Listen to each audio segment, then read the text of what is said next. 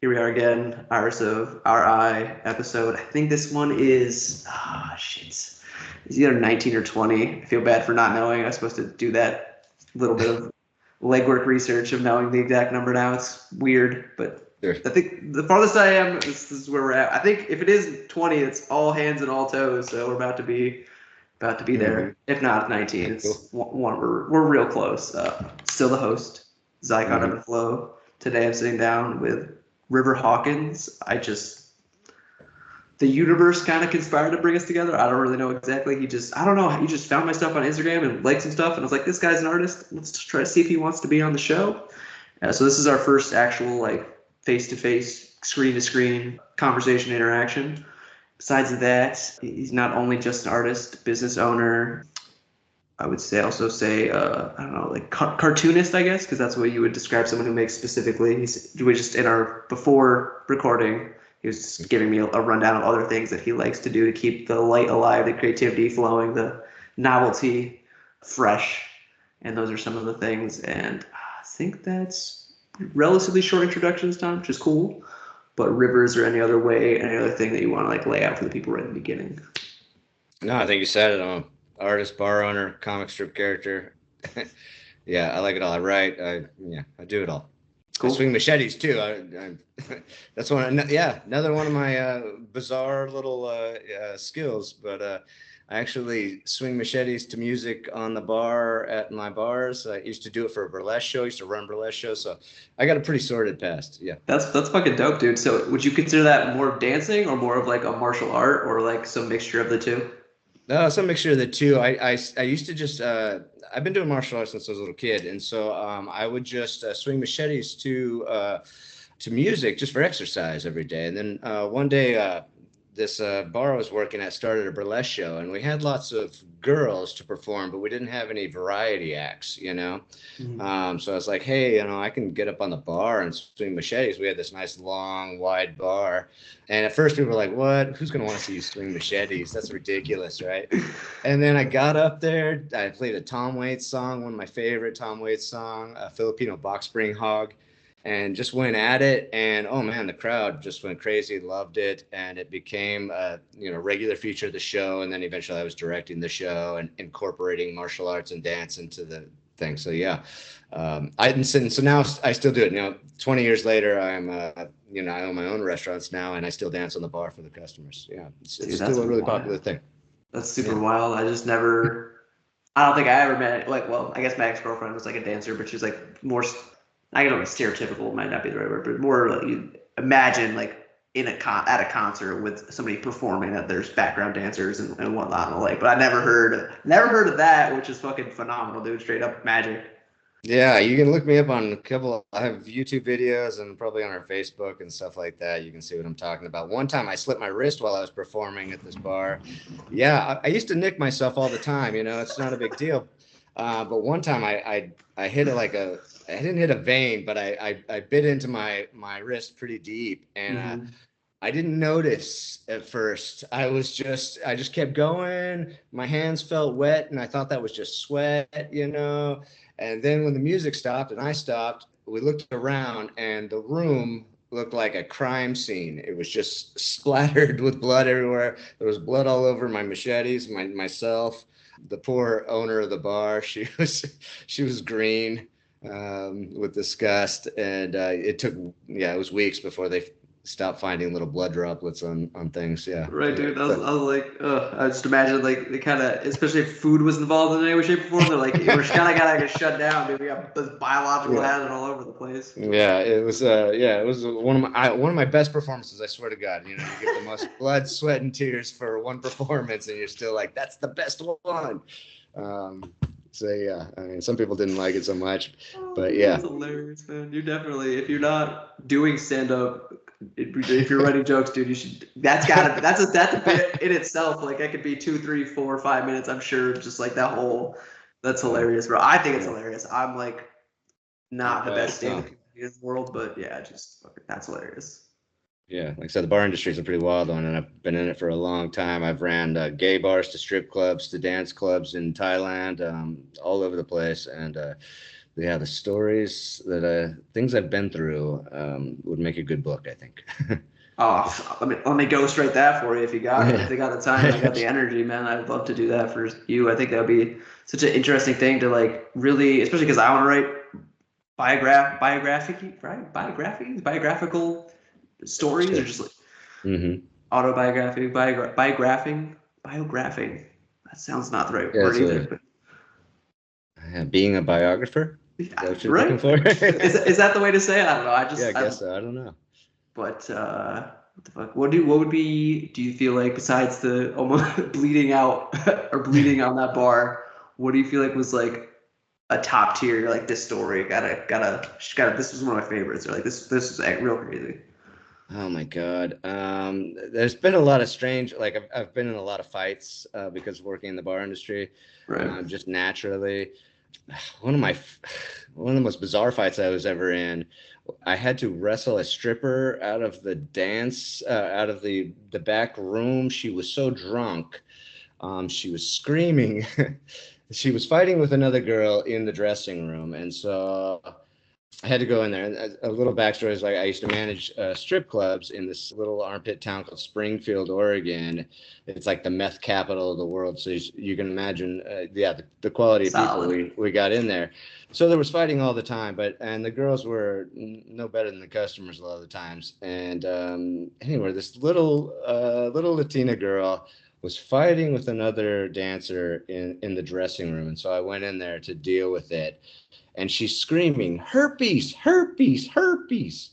And I'm like, what are you guys talking about? Why is it? She's pointing at the other dancer going, she's got herpes, she's got herpes. And she's screaming it so loud all the customers can hear, right? And so I'm like, shut up. And I grab her mouth like, shut up, stop doing that, stop it, calm down, you know? And then I pushed her back in the room, just stay in there and stop fighting. And then so I turned to go back to the bar. And then suddenly I hear this, collapse, a noise, something with a table broke or something, right? So then I bust back in there. They're falling on the ground, they're rolling around, screaming at each other, clawing at each other. So I had to pull this girl off this other girl, and then she turned on me. And oh man, she was just all claws and biting and punching. She was trying to grab my testicles. And we ended up rolling around on the floor, just like she was just ferocious. And of course, I can't just like pop her. She's a dancer, And so I'm trying to restrain her arms, but she's all wet and slippery because she's been doing all these dances with these guys, and she was so drunk, she was slobbering all over their ears, biting them, and it was just like I had guys coming up to me afterwards going, "That was disgusting." She was all over me. And so like she was just sweaty and naked and just like a Wolverine. And man, I was just wrestling with her. It seemed like forever. And then finally a bouncer came over and helped me restrain her. We had to zip tie her and wait for the police to come to get rid of her. And eventually the police came, or somebody ended up taking her home. But it was one of the weirdest fights I ever had. Just fighting like an oiled pig, Right. Tiny little Latina girl that was whipping my ass and just greased up and with sweat and tequila. One of the weirdest situations I ever had to deal with. And she was just like screaming, herpes, herpes, herpes. I guess that's a good reason for it to stick in your brain. Just this crazy thing. I know, and I've had countless fights with men at strip clubs and bars and everything like that. That never bothered me. Those I can't even remember those most of the time. But I remember fighting this little Latina girl. I think her name was Kiki. And it was the fucking weirdest fight I had to deal with to ever get into. Do you have any jujitsu or like grappling experience at all, or is it all just like striking and your forte? No, when I started out, I got into like when I was young, it was like Taekwondo and Tang Soo Do, which are Korean martial arts. Then I was lucky enough to find a Pinchat Silat class in Santa Cruz, California. Okay. I grew up in Cali, and you may have never heard of Pinchat Silat. Pinchat Silat is an Indonesian martial art. fascinating. If you never find anybody that teaches it or demonstrates it, it's really amazing. You can look it up, but it's really incredible. Similar to Kung Fu in the sense it's based on like animals and things, but every village has their styles and many different masters. And in Indonesia, it's a national treasure. You know, it's huge over there. But in America, in the Western countries, you almost never hear about it. But the techniques are really creative and really just bizarre, you know. And they deal with a lot of weapons, strange weapons, you know, learning to fight with a sarong, or bladed weapons that are really weird. It was one of the most fascinating classes I ever took, and I took that for a few years when I was young, from like 15 to 19, and then I got into eskrima, which is Filipino martial arts. Yeah, So the Filipino sticks. martial arts, the sticks, and they're all based off the machete. And so that's what the dancing came from, is me doing machetes. And I just used to, like I said, I would do it for exercise. I just love to swing machetes. So I studied martial arts from the time I was like 10 to like 22 in like classes. And then I was tending bar after I turned 21. And so I didn't really take any classes anymore. I was just fighting all the time. You know, there was just bar Right. fights. And that taught me almost more than any of the classes about what real fighting's like.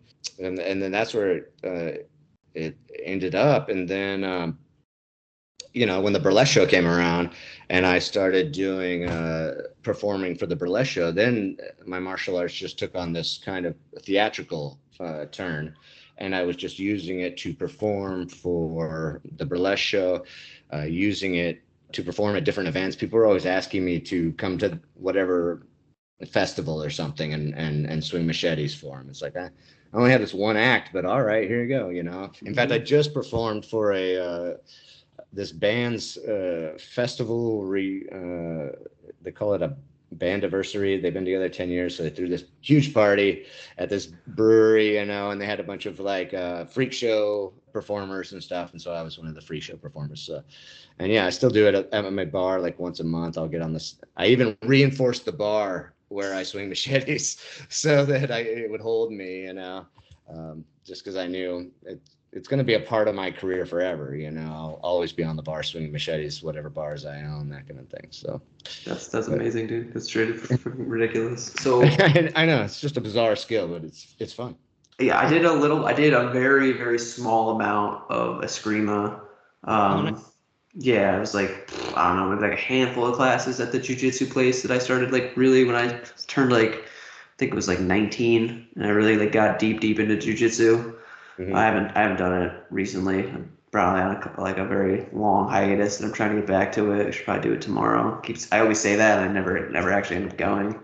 I'd love But to get into jujitsu. That's one of the arts I haven't really studied, but I'd love to. Yeah, I'd love to get into jujitsu, and especially now that I'm getting older, I'm like, okay, I need some kind of creative exercise. You know, I swing my wow, machetes every day, but it's a Mexican ground karate, even though it's not Mexican, yeah, but it is exactly. sort of like ground karate. Yeah, exactly.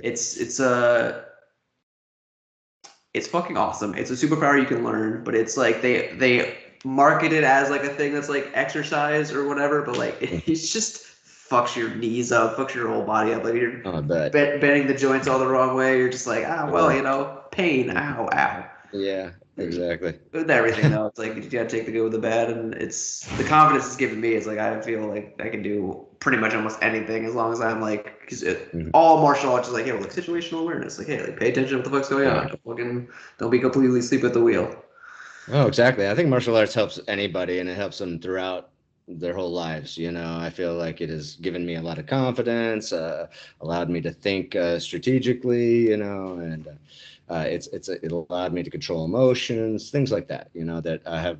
It's always been really helpful to me just in my life in general. Maybe because I work in bars, but I think it helps anybody if they commit to it just a little while, and you can get a lot out of it for sure. Definitely, discipline, success Of is course. the ability to delay gratification of like, hey, I'm not good at this right now. Six Right. months, a year goes by, and you're like, oh shit, I'm like way better. I actually understand a little Right. bit of what's going on. So Mm-hmm. so patience, I guess, is really really it. Absolutely. Now, in that those couple of things we've already spoken about. Where did your, I guess, drawing or painting, where did that fall into place or click in for you? Sure. Well, I've been drawing since I was some of my earliest memories are drawing, and of course, all kids draw early. You know, they always give them lots of crafts and stuff to do at school. But I used to draw a lot because my parents used to fight a lot, and I used drawing as like a coping mechanism. So my parents would be fighting in the other room, and I'd be trying to block it out by doodling, and I'd be tracing Mickey Mouse and Disney characters and stuff. And so it was a big part of my young life, just drowning out my parents' fighting. And so it always had something of a therapeutic need for me, and kind of a protection thing. I just kind of went into my own little world, focused on my art, and ignored everything else that was going on. So that's really where it all started. And I never quite gave it up. I just kept drawing and drawing, and then I got pretty good at it by the time I was in high school. I never took any real formal classes, which I really wish I had, because I feel like I would have learned a lot of useful techniques that I'd never picked up on because I was just always drawing and I was good at it already, and I just kind of kept going. So my ultimate goal is to eventually get back in some real classes where I can actually learn artistic techniques. But that's basically where it started. Then I think I was 24 when I had my first art show, and that at a bar that I was working at, and I sold one of my pieces, and I was like, holy shit, you can actually make money off of this. So yeah, I know, right? I was like, oh my God, money. Oh crap. Someone was actually interested in my art and bought it and was really excited about the piece. And so I was just like, wow, okay, maybe I should invest in this a little bit more, And then I started putting on a show. My next show that I actually put on was at another bar in Eugene, Oregon, and it sold out. So like all my pieces got sold, mostly to like 3 different art buyers. And I was blown away. But I was selling pieces for like $50 to $100 at that time. This was 20 years ago, so maybe 25 years ago. Shit. And that was a lot of money to me back then. I was like, selling a piece for $100 was a lot of money to me, and I was like really excited about it. And then after that, I just kind of kept putting together shows and doing new art, and I just kept developing like that. And then now I do art for my restaurants. Almost all the art on the walls is my art. The tables, I paint the tables. Nice. So it's like, any kind of surface that I can find to put a piece of art on, I paint on.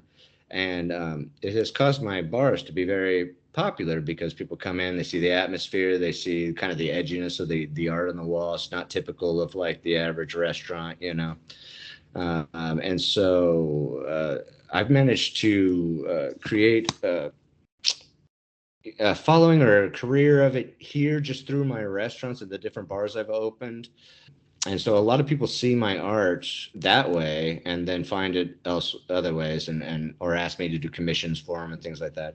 I even did bleach shirts for all my staff. So like my bar's name is the Bebedero, which is Spanish for like the watering hole. And so I do like skulls and stuff with the Bebedero on it, Mexican theme, things like that. And so I have people coming to me constantly. River, you got to do a shirt for me, man. Just whip me up something, man. I don't care what you do, just do it, Yeah. And so I get a lot of practice doing my art that way, just doing small commission pieces for people, just for fun. And yeah, that's where I'm at now. I'm opening a new bar right now called Mexicali, Mexican Californian, because I grew up in Salinas, California. So I'm trying to bring this kind of, Mexican theme of like a Cholos Chicanos style, the lowrider style, that kind of thing, to here to Virginia, where they've never seen anything like that. Right. And so I'm doing like I painted all the walls. Everything's got art on it. And so most of my expression nowadays, what I do for art now is just to decorate my bars, which is a shame because I can't sell the murals on the wall, Right. And what I'm trying to do right now in my career is actually make a living at my art, which as you know is really hard to do. So I'm only now, I'm the fact that you've even found my art is because I finally decided to invest in like an art storefronts or, like a promotional arts service type of thing. Mm-hmm. And they're doing all of the social media that I don't like doing, Right. Yeah. I'm not good at it. I don't really like it. I'm not on social media all that much, but they take care of all that stuff and get my art out there. So it's really, really good. I've only done it for like a month now, but it's already, given me an opportunity like this to talk to somebody that was interested in my art. So yeah, Yeah, I'm man. good. I love how it just sounds extremely like organic over the process of your life. It just this is constantly evolution of like this thing led to this thing. It's all I'm putting this back, reinvesting over here, and it just connects back in. And just I think especially for people that are still like younger than me, like I'm only 27. So when you're like, oh yeah, 25 years, I'm like, oh yeah, just like my whole life, like whatever, no big deal. But it just for me, it's just like it's very inspiring. It gives me hope that like even if I can't see it like how it Right. all weaves Mhm. back together, that eventually just kind of will in on and on upon itself. Yeah, absolutely. And that's I mean that'd be like one thing I would teach anybody young. You may not know what this weird skill of yours is going to create in the future, but when you get to that moment, you go, "Oh, that's why I know that." That's why I learned that, or that's why I went through that. And so never look at anything that's happened in your life as being useless or being detrimental. It's not. It's all going to be useful somehow, And I discover new things every day, and I'm just like, wow. Okay, it took me till I'm 48 now. It took me till I'm 48 to see that this one moment in my life that I thought was a heartbreak or whatever, it actually was the best thing that could happen, and created all of this after it. And so I owe a lot to any suffering I have. It goes back to like when I was a kid, listening to my parents fighting. You might think that's trauma and horror, but really it set my life up. Without it, I might not be the man that I am today. I might not be the artist. I might not have all the things that I have as a result of my artistic mind and my creativity. And it comes from those kind of terrifying moments when I was a child. So yeah, I would say, yeah, just give it time and you'll find out why you're doing the things you do. Yeah, dude. Give it anything enough time, and everything becomes clear, I guess. Or time heals Exactly. all wounds, or Sure. whichever Hindsight one. 20. Exactly. Yeah, 2015 or whatever and Yeah. whatnot. So I guess we're here now. What is art to you? Art to me, yeah, that's a good question, man. To me, art is it's just expression, but it's so much more important than that. You know, for me, it's like breathing. It's something you just have to do. You have to do it, and I think a lot of people suffer in their lives because they don't have an artistic outlet of some kind. Mm-hmm. Though I think that everything is art. A bricklayer makes art. He might think it's just a real simple task of piling bricks on top of each other, but it's an artistic expression too. He just doesn't know it. For me, art is like the highest evolution of man, and I'm not saying that because I'm an artist. I just think that that's what man is striving for eventually, to so that he can just create art. I think we are no closer to God, well, no more closer to God than when we create art, because that's what God does. He creates. That's all he does is create, And so whatever you believe in, the universe, God, whatever you want to call it, God is constantly expressing himself. And I think that's exactly what art is. It's an absolute need for everybody to express themselves in some way. And if you don't, you go insane. I think, if you can't get something like that out, you go insane. So I think it's a necessity of life is art. Absolutely. I think if not learning and refining oneself, creating the Mm-hmm. future and the present moment, creating how you feel, deciding how you feel, feeling how you feel, but then allowing anything that isn't serving you to like be let go of or used as fuel to like transform. Like if mushrooms can grow from shit, so can I, kind of Exactly. thing. That Sure. like that's like why I like to believe that we choose to incarnate at certain times to have certain experiences. And I've just been listening to a lot of people who espouse maybe so much that our DNA or that the very essence of being a physical human at this time and place is a very like special, like lucky thing. And I don't know if you can hear this person yelling out in the hallway. I'm pretty sure it's gonna hopefully that's the universe agreeing with me in some synchronistic way. But and you said it first, which is glad I'm glad that other people say it first, because I'm like always having to be the first one to bring up like the idea that there's a one infinite creator that created everything and is simultaneously speaking through me and is me, but isn't me at the same time. So like we're just these little finite blips on the infinitude of the universe. But like, does religion, spirituality play a role in your creative endeavors, your art? Absolutely. I would say that it's a big part of my life. I wouldn't say I'm religious. I would say I'm faithful. I'm a man of faith. I think religion is, or actually I'm not even a man of faith. You know, faith is something that you hold on to without proof. I have proof of God. You know, I have proof in my experiences in my life. I could go into detail about it, but I won't bore you with that. I would just say that religion to me is a corruption of faith. You know, it's like faith is your interaction with the universe and with God. You know, it's a personal thing, and you don't need anything for it. You don't have to go to church. You don't have to do the rituals. You don't have to pray to one deity or another. I think religion comes about when you have like three guys of faith come together, and then they all want to define God. And they all want God to fit into this nice little round peg so that it makes it easier for their lives, you know? And I think God and the concept of God is so much far beyond what we can understand that it's almost pointless to try to follow a doctrine or create a doctrine. I don't think there's anything wrong with the universe, you know. I think it's all just God expressing Himself. And so, in that sense, I don't think there's sin. I don't think there's anything you have to do, you know. I don't think there's anything wrong with the world, you know. It's what's wrong with the world is your eyes, you know. You can't see the beauty, or you can't see the point.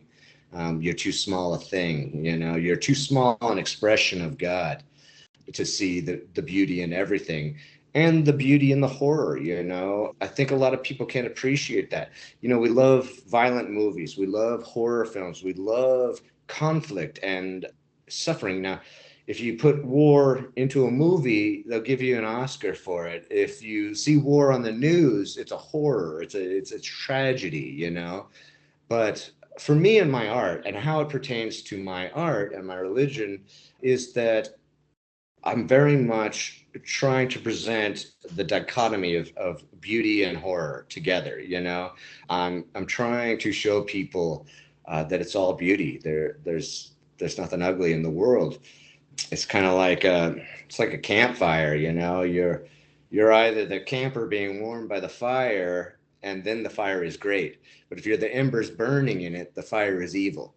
And so I think that's what feeds a lot of my art. That idea of trying to show people how beautiful the ugly is, you know, and it's what I keep in mind in my life to keep me from ever being depressed or worried or scared. You know, it keeps all the fear at bay, because I know it's all beautiful. It's all an expression of God, and it's exactly how He wants it to be. You know, there's nothing wrong with the world. There's no sin, you know, and that makes me feel good, makes me happy, you know. So yeah, I don't know. That's just that's the long version, I guess. But Oh man, dude, there's so much in that. I loved every second of it.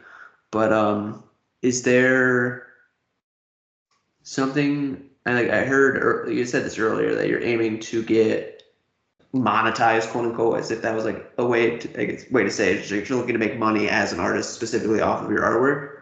But is there anything else other than that that you're like looking for as a goal that you have just in your life? But I guess also as an artist, take it how you will. Oh, sure. I mean, there's an infinite number of things. It's like I said, for me, it's an expression, and I want to be expressing myself as many different ways as possible. So I do a lot of murals too. I did murals on my restaurants. I do murals at other people's restaurants and other stuff.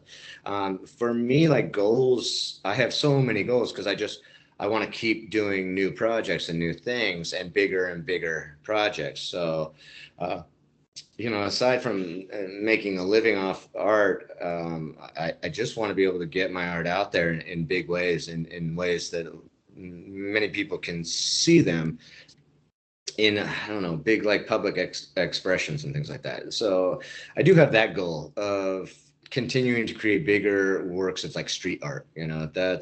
That's a big one for me, because I love making my art, but I, to me, there's a lot of fun in the challenge of doing somebody else's space, So like when somebody asks me to paint a mural on their restaurant, I have to look at the restaurant. What's going to work for this restaurant? What's going to make this person happy?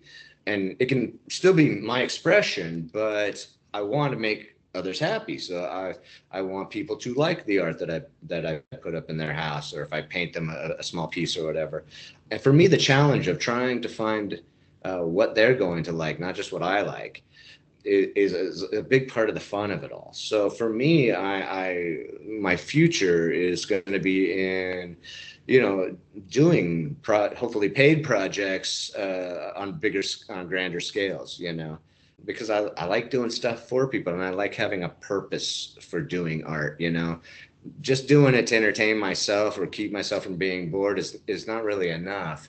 I find that I do my best work when I have a problem to solve, or a purpose for this piece. It's got to go somewhere, and a lot of people are going to see it for a reason. So it's not really a selfish thing for me. In fact, I don't even really like the pieces that I do just for myself. I do them for myself, and a lot of people like them. And I'm like, that's great. But I've found that some of my best work has come out of needing to do it for like the restaurants, and to take into consideration that children are going to see this, or this is a particular style of restaurant, and so the art has to fit the style and has to fit the ethnicity or whatever. Mm-hmm. So yeah, that's what I see in the future, is maybe being commissioned to do bigger and larger pieces for other people. I enjoyed that aspect of it a lot. That's phenomenal. I mean, obviously you're comfortable in the space of like restaurants and bars and things of that nature, and they're definitely a space that they want it to be entertaining, but also inviting, of like, hey, like come and spend your time here and enjoy the ambiance and the energy of the place. But we just had put a picture of it right here, and when I edited it, obviously, but that the lady came in and like painted a mural at the job that I have, and it's like, for what the design was that the guy like created to send, and like it looks damn near, translating it from digital to actually on the wall looks pretty fucking close to what he did. So just don't, or at least have that, I guess, keep that in mind. Maybe it's just like, it's a possibility that like businesses, schools, governments, maybe if they're like small enough where they're like doing one like this. I remember this one under a bridge at this one spot, my friend, for his like Eagle Scout project, he just like did the name of the town and like with the colors of the town under this one spot on the bridge. Just, you probably already know that. I just wanted to look at it. Yeah, sure. Yeah, I love it, man. Yeah, it's lots of fun. I agree.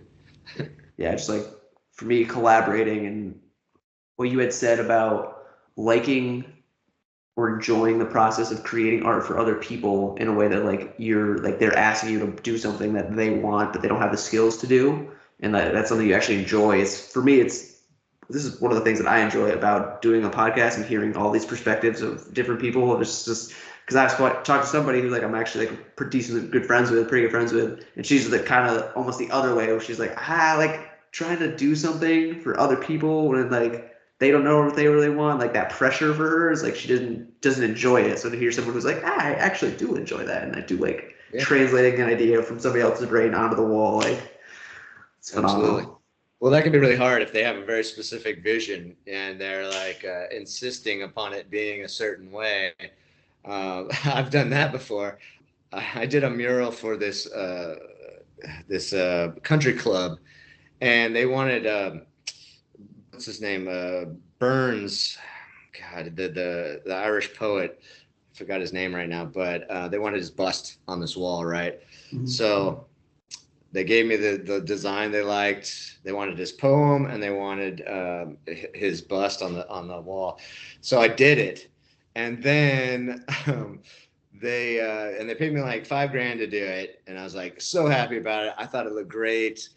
And then they came in and other people saw it and they were like, it looks creepy, you know, because he was a young guy. He died at like 39, you know, and so he's like a young guy. So it was a young face. It wasn't like an old man with like white hair or something. I don't know what they were expecting, but they saw it and they were like, well, it's technically accurate and really good, but it's creepy on this wall. So now we want you to paint over it. So then they paid me to come back and paint over this beautiful piece I had done that was like, 10 foot tall.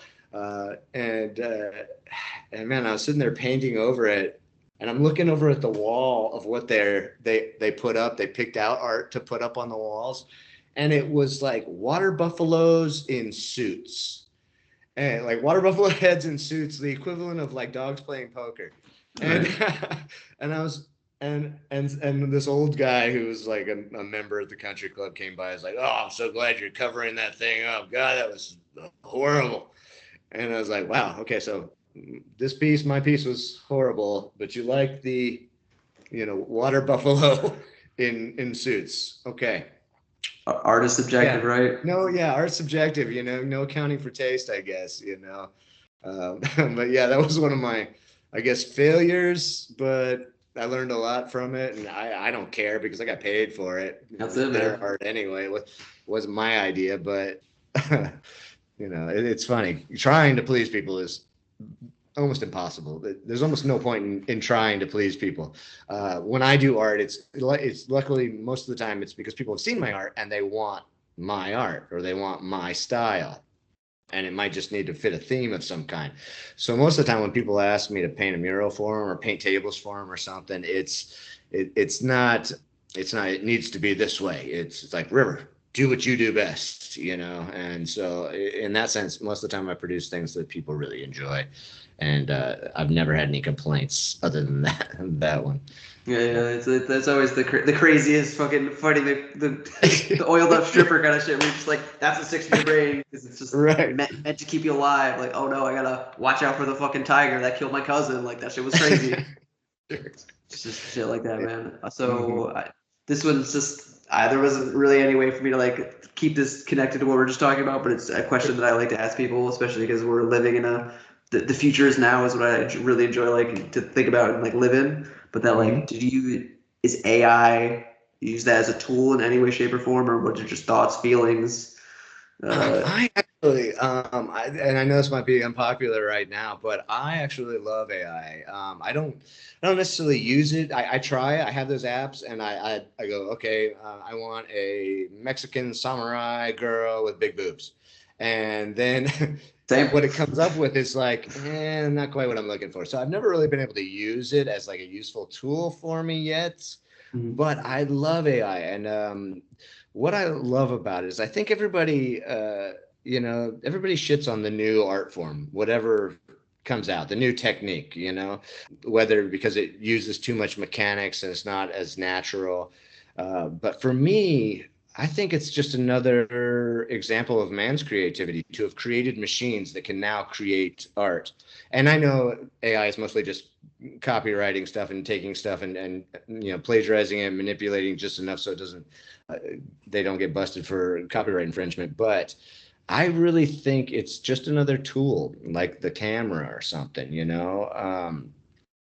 it's a new way for man to be able to express himself, and especially the people that maybe can't pick up a pen and draw the picture they want to see, they might be able to create it through AI.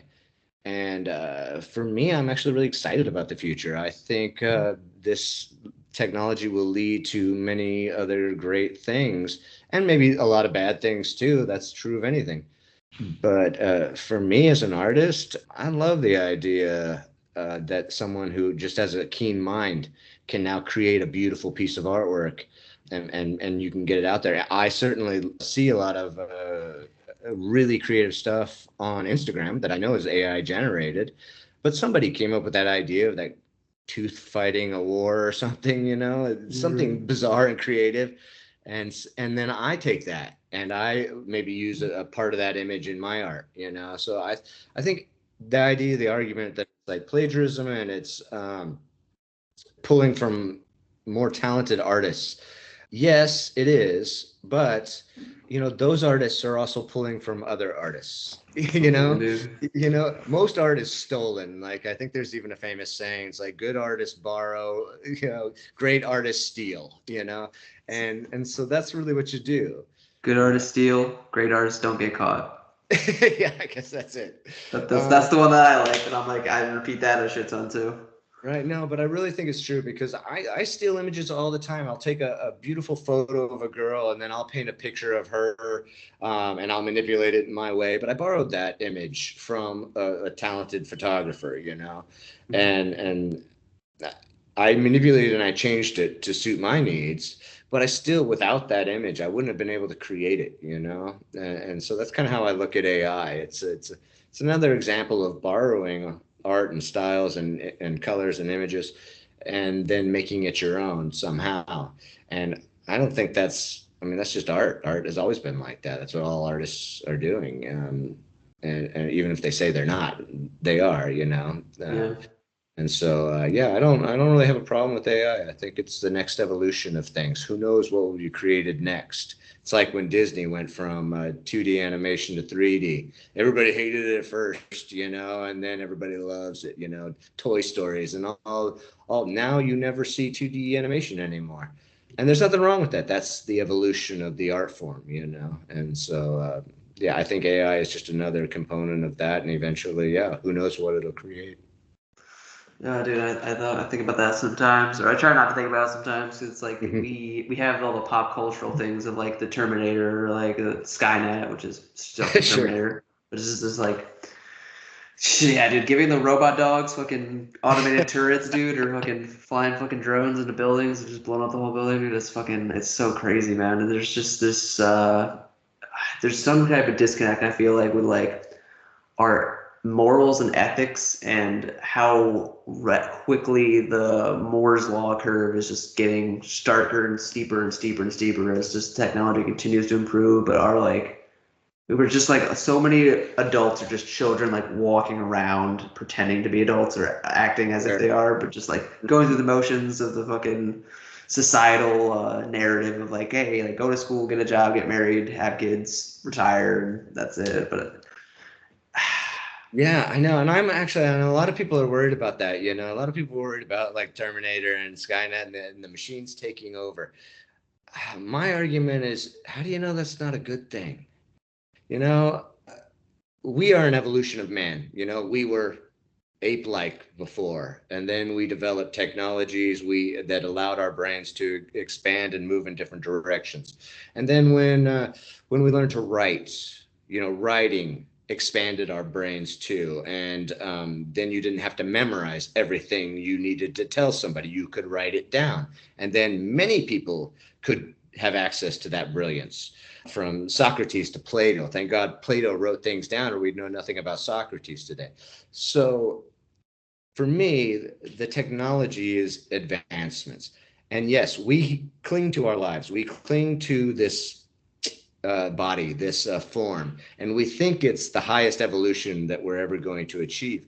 But who knows? In the future, the technology, the new life forms might be bionic, and man's evolution might be into a machine. And someday that machine might look back on this meaty, fleshy, form and think, wow, how primitive. It had to shit, it had to breathe, it had to do these kind of things. Now we can do so much more, and so I think that fear of the future comes from this kind of a feeling that we don't want to give up what this is, but that's only because we can't see what might be coming around. All that we are right now is going to fade away and become something else. I think if you want to not be afraid of the future, embrace the idea that it's okay that you disappear and that other things are created, And so that's what keeps me from going down that wormhole of fear of the future and my child's future and everything. I just feel like, okay, he's going to live in a world that depends a lot on technology, that maybe does some amazing things with the technology. I mean, he might be Skyping with people on Jupiter when he's my age, and And so that's what I think is I think is the best way to look at it if you don't want to fear the future. There's a great quote. It's one of my favorite quotes from William S. Burroughs. It says, man is a creature meant for space travel. He is not designed to stay in this current biological state any more than a tadpole is meant to remain a tadpole. And so I think about that whenever I get gloomy about the future and the technologies that are coming about. We're not designed to stay the way we are. We're designed to create, and we're designed to travel and to conquer new worlds and all that. And so I think about that, and it makes me feel better. And even about AI, I like AI. No, I agree, man. I just like I definitely spouted off like the very like very primitive like oh no, this thing that I don't understand is gonna do something that's out of my control, or I'm gonna lose my sense of autonomy or freedom or power. But that like at the other side of the hill, the other face of the coin is like you can't put the genie back in the bottle. Like I had some resistance initially. Like, I don't really use AI because like the things that I do, like I'm convinced it's gonna take. Hopefully, it's gonna take AI a little while to get to the point where it could write a story the way that I'm writing a story. But eventually, maybe someday somebody could just put in like, "Hey, funny weird book about mushrooms," and like it just comes spits out my exact fucking thing that I came up with, and I'm like, God damn it, like. Oh well, it only took me fucking my whole life to write it, but it took the AI 3 seconds to fucking do it again.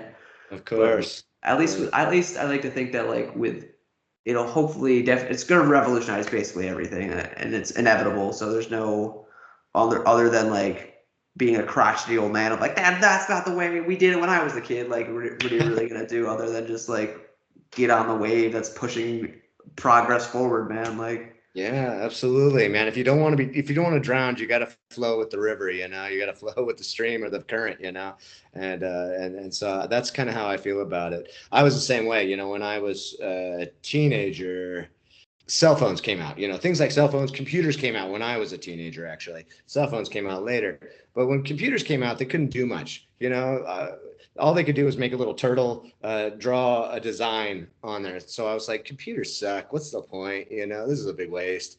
And so I was against it. And then cell phones came out, and I was against that because I saw the future of people just sitting on their phones all day. And then I got a cell phone, and I was like, oh, this is actually pretty useful, man. I kind of like this. And then I got a computer, and that gave me access to a whole world. And now, things like Google. If you want to know anything, this was what blows my mind. When I was a kid, you had to go to a library, find an encyclopedia, do hours of reading to get through for that one little bit of information that you needed. Now, Google that bitch. Just fucking Google it and be done with it. Yeah. Especially when you're talking about bar fights, and everybody's like, bar fights used to start over an argument about something, no, it's not. This is right. Look. Now you just, let's Google that. And then the person goes, oh, you were right. I was wrong. Sorry, And so for me, that's like having God at your fingertips. And I think that's great. I think that's good now. I used to be a crotchety old man about new technologies. Now I'm excited about it. And as much as I still hate it because I'm not good at it, it wasn't my generation, so I'm not good at it. I am still really impressed and really enjoy watching technologies develop. And someday I might be one of those guys that gets like a brain implant that allows you to learn languages immediately. Because God, I would love to be able to speak Spanish. I'm half Mexican. I don't speak Spanish, and it drives me crazy. My business is all about mezcal and tequila and Mexican food, and I don't speak Spanish.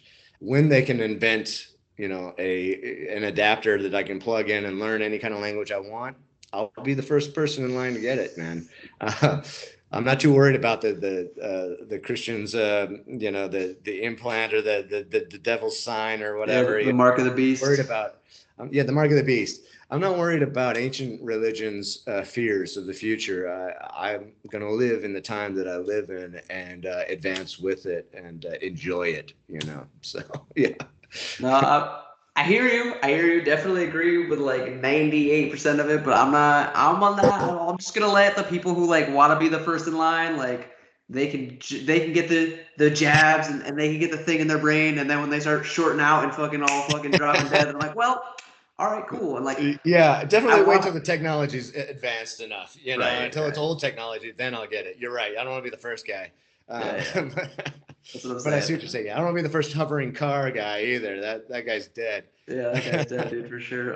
I would love to, definitely love to be the first UFO guy and like die on the moon. That if I could be like, that could be like the achieving legacy I leave behind. I'm like, oh yeah, dude, he was the first guy in recorded history to die on the moon, and like UFOs came down on the White House lawn. He was the guy. He was the president then. I'm like, yeah, I did it. Yeah, for sure, man. I can't wait for teleportation, man.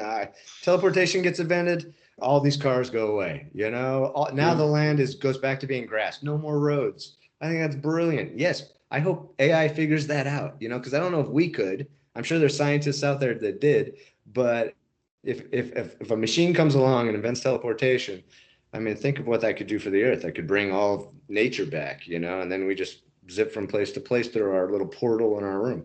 And yeah, you know, to me, that's a great thing. That's a good thing. Those are great advancements. I'm an optimist. I'm a rational optimist, I guess. Really good book. If you ever get a chance to read it, read The Rational Optimist by, I think his name is Ridley. But it'll make you feel better about the future, I promise.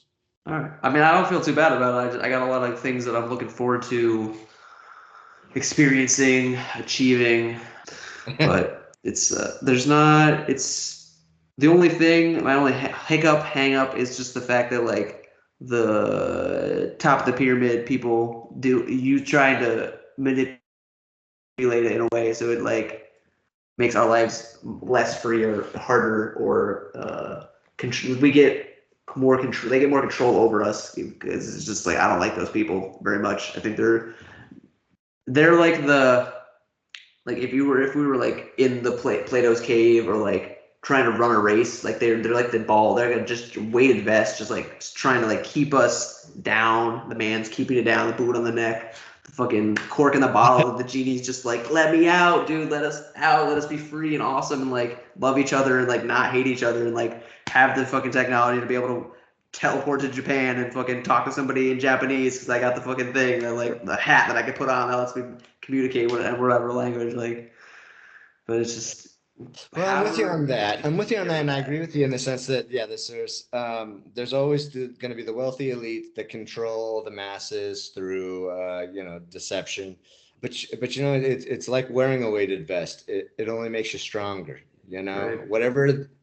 Whatever any group, and I think this has been true of all history, whatever group can control and does only creates a stronger mass of people. You know, the more we have to fight against, the stronger we become.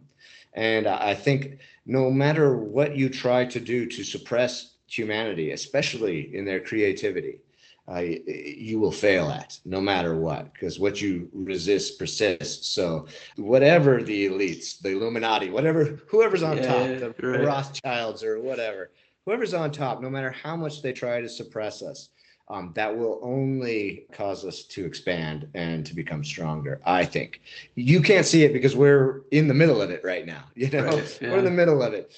When you're the elite, when you're on top, and now you finally, maybe you're rich someday. You know, you'll yeah, I know, me too. You'll kind of realize that there's just no stopping creative populace. You know, there's no stopping an intelligent populace. And I wouldn't necessarily say that America is filled with intelligent people, but you know, the more that that anybody tries to keep us down, we're just going to become stronger. And so the pendulum will swing back eventually, and the revolution will happen no matter what, because oppression never lasts forever. You know, so. True. That's how I take solace in it and look forward to the futures, because I know that the revolution has to happen.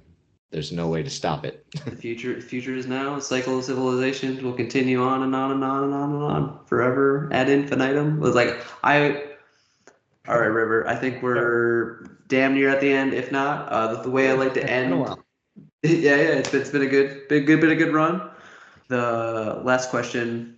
Mm-hmm. And then we'll be done, is if, obviously not, but we pray not, if we were to hit the stop recording button and like we both were to pass away on the spot, what nugget of wisdom, what like beam of ray of hope would you want to be able to pass on to all the other people if it was going to be beamed into everybody's brain or put in front of their screen, whatever they were watching? It was just like how at the end of they Live, it's like the transmission is corrupted or taken over by the people. Like, hey, like watch out. Like, what thing would you want to tell people? Oh, I think a lot of it goes, and this actually ties into my art. You know, my art is very much an example of the dichotomy of what we define as beautiful and what we define as ugly. And I like to put those things together, and I like to celebrate both of them. Any advice I could give to anybody in the world is that it's all beautiful. You know, it's really hard to see that because we have biases that we've been programmed with throughout our lives. And it's really hard to look beyond your biases. You have to really ask yourself, why do I do the things I do? And then you'll eventually go back and realize, oh, my parents programmed me that way. And that's why I do this. I haven't really actually thought about it. And so for me, the theme of my art has always been the grace in the chaos. You know, it is the divinity in what we think is chaos, you know, but it's really not. It's all beautiful. It's all beautiful. It's all grace, you know. And so any advice I would give for anybody else, even an artist, is look for the beauty in it. You know, you may not be able to see it yet. It may be hard to see because it's very ugly, or it's very scary. It's a horror in the world, and you might not be able to see what the beauty is or what the point is or what the grace is, but it's there, you know. And I think the benefit of being an artist is you can look at just about anything and see art in it, you know. And I think that's how we have to look at the world, and that's how we have to look at God's world, is that not necessarily that there's a point to this and he has a plan, you know, but that it's all beautiful and it all can be appreciated if you just change your mind a little bit, if you look at the world with an artist's eye, you know. And if you do that, it will improve your life in every possible way. I know it has for me. I don't really see ugly. I don't see anything that's ugly in the world. I don't see any ugly people. I don't see any real horrors. I just can't see how the horror is going to be useful someday, you know, but it will come. I know it will, you know. Every atrocity that we have brought upon ourselves eventually created good, like the shit that produces the flowers, you know.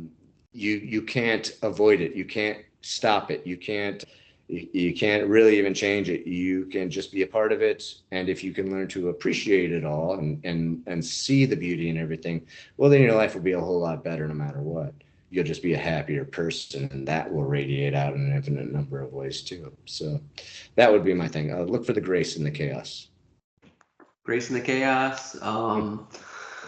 Phew. Just enjoy it no matter what you're doing, man. Life is too short to fail at what you hate, so you might as well succeed at what you enjoy. Because if you Yeah. are laying on your deathbed, one of the biggest things that people say is that they regret that they didn't do things that they enjoyed more. I'm pretty sure. I don't quote me on that. I don't have the exact statistic, but I'm pretty sure that if I was dying and I like spent my whole life doing shit I didn't enjoy, I'd be like, damn, why didn't I spend more time with the people who cared for me, that I loved and that wanted to be around me, but I pushed them away because I want to make money or do all these other silly things. And I'm like, it's important to just be and enjoy. Yeah, absolutely. Just live your life and enjoy it, and even enjoy the suffering.